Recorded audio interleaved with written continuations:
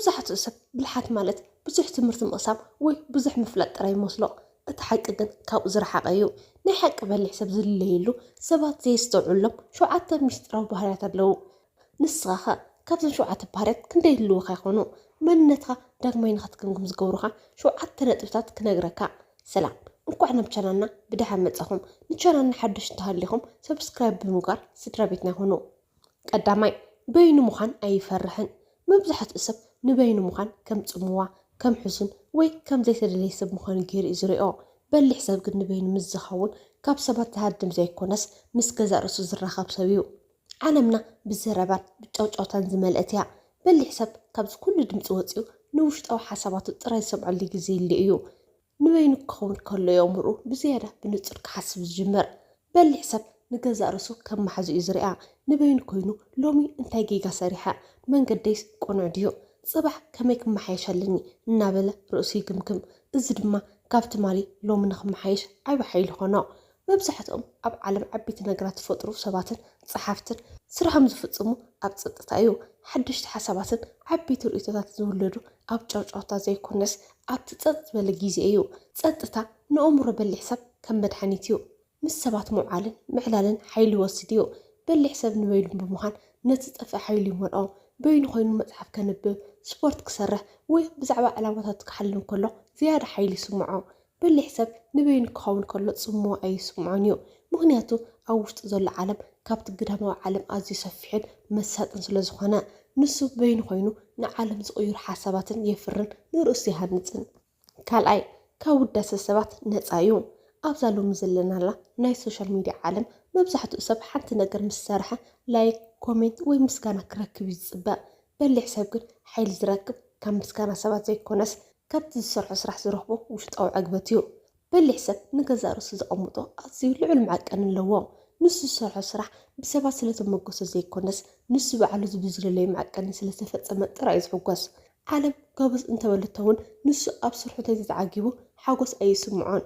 ምስጋና ሰባት ጥራይ ዝሕጉሰካ እንተኮይኑ ንቐፊቶም እውን ክሕዝነካ እዩ በሊሕ ሰብ እዚ ስለ ዝርድኦ መፍትሕ ስምዒቱ ኣብ ኢድ ሰባት ኣይህብን ምስጋና ከም ሽኮር እዩ ንግዚኡ ጥራይ ይጥዕመካ በሊሕ ሰብ ግን ከም ምግብን ማይን ዝኸውን ውሽጣዊ ጽንዓት ይሃንጽ በሊሕ ሰብ ሓደ ነገር ክሰርሕ ከሎ ኣብቲ መስርሕን ስራሕን ኣብቲ ዝረኽቦ ፍልጠትን እዩ ዘተኩር ሰባት እንተፈሊጦምሉ እውን እንተዘይፈሊጦምሉ እውን ንሱ እቲ ክረኽቦ ዝደለየ ፍልጠትን ተመኩሮን ስለ ዝረኸበ ዓወት እዩ በሊሕ ሰብ ዓወታቱ ኣብ ገዛ ርእሱ ሓቢኡ ክሕዞ ይመርጽ ዓወቱ ኣብ ዕዳጋ ወፂኡ ንሰባት ኣነ ዕውት ኢሉ ኣይጭድርን ምክንያቱ ንሱ መን ምዃኑ ስለ ዝፈልጥ ሰባት ንኽፈልጥሉ ኣይጓየን ንሓቂ ዓወት ባዕላይ ኣትዛረብ በሊሕ ሰብ ካብ ውዳሴ ሰባት ነፃ እዩ ምክንያቱ ዋግኡ ኣብ ኢድ ሰባት ዘይኮነስ ኣብ ውሽጡ ሕልንኡ ስለ ዝገበሮ ንሱ ዝሰርሖ ዝኾነ ነገር ንሰባት ንምምሳጥ ዘይኮነስ ንውሽጣዊ ሰላሙን ዕላምኡን ንምምላእ እዩ ሳልሳይ ዘይፈልጦ ነገር ከም ዘይፈልጥ ይኣምን በሊሕ ሰብ ኩሉ ይፈልጥ ኢሉ ኣይጀሃርን ሓደ ነገር እንተዘይፈሊጥዎ ኣይፈልጦን እየ ክመሃሮ ግን ይኽእል እየ ኢሉ ካብ ምሕታትን ካብ ምምሃር ንድሕሪት ኣይብልን መብዛሕትኡ ሰብ ኣይፈልጥን ንምባል ከም ናይ ድንቁርና ወይ ከም ናይ ድሃ ምልክት ገይሩ እዩ ዝሪኦ ስለዚ ድማ ዘይፈልጦ ነገር እውን እንተኾነ ፈላጥ ንኽመስል ይፍትን በሊሕ ሰብ ግን ኣይፈልጥን ንምባል መእተዊ መንገዲ ናይ ሓቀኛ ፍልጠት ምዃኑ ይርዳእ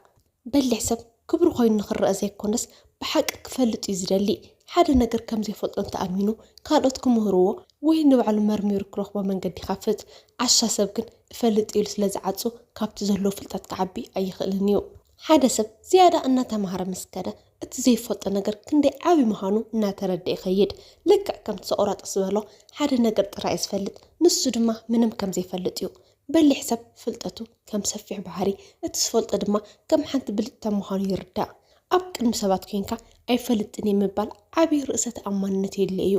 በሊሕ ሰብ መንነቱ ኣብቲ ኩሉ ዝፈልጥ ዝብል ኩኪ ምስሊ ስለ ዘይሃነፆ ዘይፈልጦ ነገር ንምእማን ኣይፅገምን እዚ ትሕትና እዚ ድማ ካብ ሰባት ክብረትን ኣድናቖትን ይትርፈሉ በሊሕ ሰብ ዘይፈልጦ ነገር ከም ዘይፈልጥ ይኣምን ምክንያቱ ሓቀኛ ፍልጠት ዝጅምር ካብቲ ዘይትፈልጦ ነገር ብምእማን ምዃኑ ስለ ዝፈልጥ እዩ ንሱ ፈላጥ ንምምሳል ኣይቃለስን ንምፍላጥ ግን ዕለታዊ ፃዕሪ ይገብር ራብዓይ ስምዒት ይቆፃፀር ስምዒት ልክዕ ከም ባሕሪ እዩ ሓደ ግዜ ህዱእ እዩ ሓደ ግዜ ድማ ማዕበል ይለዓሎ በሊሕ ሰብ ኣብ ውሽጡ ማዕበል ክለዓል ከሎ ነታ ናይ ህይወት መርከብ ብህድኣትን ብጥበብን ናይ ምምራሕ ዓቕሚ ኣለዎ ንሱ ባርያ ናይ ስምዒቱ ዘይኮነስ ዋና ናይ ስምዒቱ እዩ መብዛሕትኡ ሰብ ሓደ ዘይጥዑም ዘረባ ምስ ሰምዐ ብኡንኡ ብሕርቃን ይምልስ በሊሕ ሰብ ግን ኣብ መንጎ ዝመፆ ፈተናን እቲ ዝህቦ ምላሽን ንእሽተይ ዕረፍቲ ይወስድ ኣብታ ሒደት ሰከንደት ድማ እዚ ምላሽ እዚ ይጠቅም ዶ ይጎድእ ኢሉ ይሓስብ ህዱእ ምላሽ ካብ ብርቱዕ ጭድርታ ንላዕሊ ሓይሊ ከም ዘለዎ ይፈልጥ ሕርቃን ይኹን ዓብይ ሓጎስ ጊዜያዊ እዩ በሊሕ ሰብ ብሕርቃን ተደፋፊኡ ርክባቱ ኣየቋርፅን ወይ ድማ ኣዝዩ ተሓጊሱ እናሃለወ ክፍፅሞ ዘይኽእል ቃል ኣይኣቱን ውሳንኡ ኣብ ሓቂ እምበር ኣብቲ ናይ ትስዓት ስምዒት ተመርኮሰ ኣይኮነን በሊሕ ሰብ ንስምዒቱ ጥራይ ዘይኮነስ ንስምዒት ሰባት እውን ይርዳእ እዩ ሓደ ሰብ ክጭድር ከሎ ንሱ እውን ምስኡ ካብ ምጭዳር እዚ ሰብ እዚ ስለምንታይ ከምዚ ይኸውን ኣሎ ኢሉ ንምርዳእ ይፍትን እዚ ዓቕሚ እዚ ካብ ዘይድሊ ግጭት የድሕኖ ሰባት ንዓኻ ክሕርቑኻ ክፅዕር ከለዉ ንስኻ ግን ከይተናወፅኻ ብህድኣት እንተጠሚትኻዮም ንስኻ ተዓዊትኻ ማለት እዩ በሊሕ ሰብ ሰላሙ ኣብ ኢድ ሰባት ኣይህብን ንሱ ንገዛእ ርእሱ ዝገዝእ ሰብ ስለ ዝኾነ ካብ ግዳም ዝመፅእ ፀርፊ ወይ ንቐፊታ ብቐሊሉ ኣየናውፆን ሓምሻይ ካብ ጊግኡ ይመሃር ጌጋ ምግባር ተፈጥራዊ እዩ ካብ ጌጋ ዘይምምሃር ግን ምርጫ እዩ በሊሕ ሰብ ጌጋ ክሰርሕ ከሎ ንባዕሉ ካብ ምውቃስ ወይ ንኻልኦት ተሓታት ካብ ምግባር ይርሕቕ ንሱ ነቲ ጌጋ ከም ሓደ ናይ ምርምር ውፅኢት ገይሩ ብህድኣት ይትንትኖ ጌጋ ክፍፅም ከሎ በሊሕ ሰብ እወ ኣነ እየ ጌጋ ሰሪሕ ኢሉ ንምእማን ትብዓት ኣለዎ ንኻልኦት ሰባት ወይ ንኹነታት ኣየር ኣየማርርን ሓላፍነት ምውሳድ ማለት ድማ ነቲ ጌጋ ንምእራም ስልጣን ኣብ ኢድካ ከም ዘሎ ምፍላጥ ማለት እዩ ንኻልኦት ተወቂስካ ግን እቲ መፍትሒ እውን ኣብ ኢዶም ከም ዘሎ ምእማን እዩ በሊሕ ሰብ ጌጋ ሰሪሕ ኢሉ ጥራይ ኣይሓልፎን ስለምንታይ እዚ ጌጋ ተፈፂሙ ኣብ ኣተሓሳስባ ድዩ ይርፀገም ወይስ ኣብ ኣገባብ ኣሰራርሓ ኢሉ ይምርመር እቲ ጌጋ ከም ካርታ ኮይኑ ኣብ ዝቐፅል ጉዕዞ ኣበይ ክጥንቀቕ ከም ዘለዎ ይሕብሮ ዓለምና ዝዓበየት ቤት ትምህርቲ እያ በሊሕ ሰብ ጌጋ ክሰርሕ ከሎ ንዝጠፍአ ግዜ ወይ ገንዘብ ከም ናይ ትምህርቲ ክፍሊት ገይሩ እዩ ዝሪኦ ካብቲ ጌጋ ዝረኽቦ ተመክሮ ድማ ካብ ዝኾነ መፅሓፍ ንላዕሊ ዋጋ ከም ዘለዎ ይርዳእ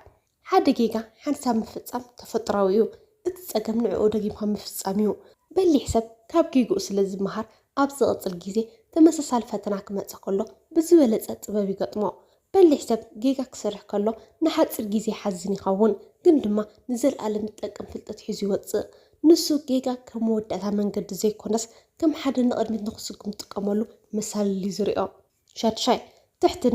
ትሕትና ናይ ድኻም ወይ ናይ ፍርሒ ምልክት ኣይኮነን ብኣንጻሩ ትሕትና ናይቲ ዝዓበየ ውሽጣዊ ርእሰ ተኣማንነት መግለፂ እዩ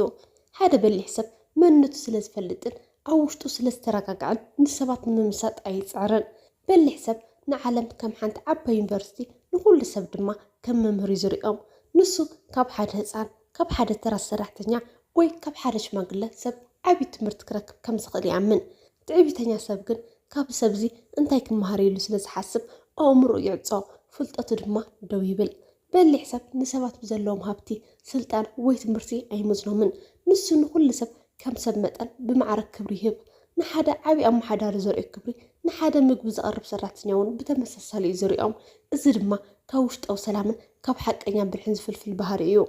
ትዕቢት ንእምሮ ኩሉ ፈልጥ ዝብል ናይ ሓሶት ስምዒት ብምሃብ ፍልጠት ከም ዝቋረፅ ይገብር በሊሕ ሰብ ግን ዝያዳ ክመሃር ኣለኒ ዝብል መንፈስ ስለ ዘለዎ ኩሉ ግዜ ትሑት ኮይኑ ይነብር ትሕትና ንእምሮ ክፉት ይገብሮ ፍልጠት ድማ ከም ውሕስ ናብ ውሽጡ ክፈስስ ይፈቅድ መብዛሕትኡ ግዜ ንርእሶም ኣልዕል ኣቢሎም ንምርኣይ ዝፍትኑ ሰባት ኣብ ውሽጦም ናይ ትሕተ ልቦና ስምዒት ዘለዎም እዮም በሊሕ ሰብ ግን ዋግኡ ስለ ዝፈልጥ ሰባት ንጉስ ክብልዎ ኣየድልዮን ንሱ መን ምዃኑ ስለ ዝፈልጥ ምስ ሰባት ኣይወዳደርን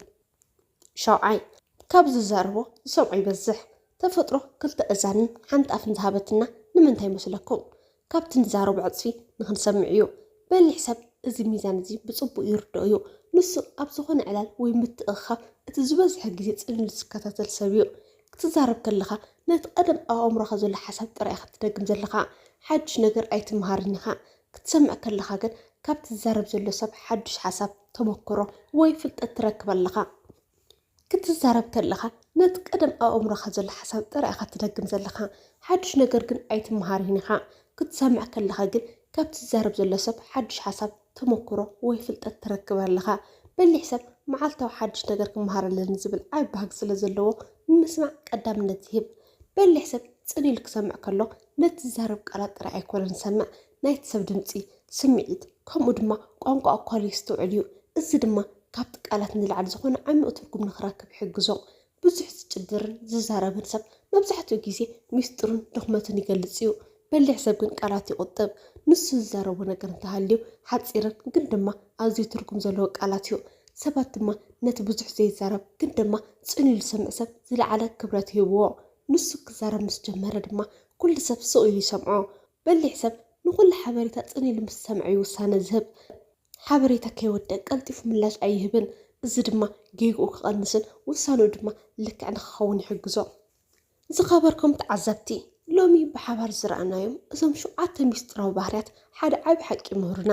ብልሓት ማለት ብዙሕ ነገራት ምፍላጥ ጥራይ ዘይኮነስ ነቲ ዘለካ ፍልጠት ብኸመይ ትጥቀመሉን ከመይ ኮንካ ትነብርን ማለት እዩ። ሓቀኛ በሊሕ ሰብ ማለት ኣብ ውሽጢ ጫውጫውታ ዓለም ኮንካ ፀጥታ ምምራፅ ዝኽእል ካብ ምስጋና ሰባት ንላዕሊ ንውሽጣዊ ሕልንኡ ዝሰምዕ ንጌጋታቱ ከም መምህር ዝርኢ ከምኡ ድማ ካብ ዝዛረቦ ንላዕሊ ንምስማዕ ዝቃለስ ሰብ እዩ።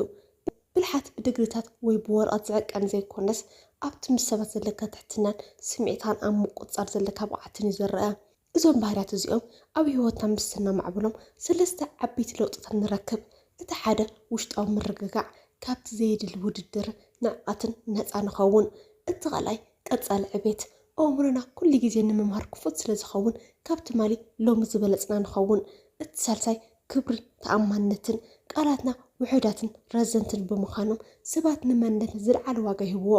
ብልሓት ተፈጥራዊ ህያብ ጥራይ ኣይኮነን የግዳስ ዕለታዊ ምርጫ እዩ። ሎሚ ካብ ጌጋ ክትመሃር እንተመሪፅኻ ሎሚ ንሰባት ጽኑዕ ኢልካ ክትሰምዕ እንተፈቲንካ ንስኻ ናብቲ መንገዲ ብልሓት ትሽግም ኣለኻ ማለት እዩ። እምበኣር ካብዞም 7 ሚስጥራዊ ባህርያት ንዓኻ ዝያዳ እዚኣ ንዓይ ትገልፀኒ እያ ዝበልካያ ኣየና እያ? ወይ ድማ ካብ ሎሚ ጀሚረ ክለማመዳ እየ ክትብላ ነጥቢ ኣየነይቲ እያ? ኣብ ኮሜንት ሴክሽን ጻሓፈለይ። ንሎሚ ዘዳለኹልኩም መደብ እዚ ይመስል። ኣብ ዝቕፅል ቪድዮ ብኻልእ ኣገዳሲ ኣርእስቲ ክሳብ ንራኸብ ሰላም ጽንሑ።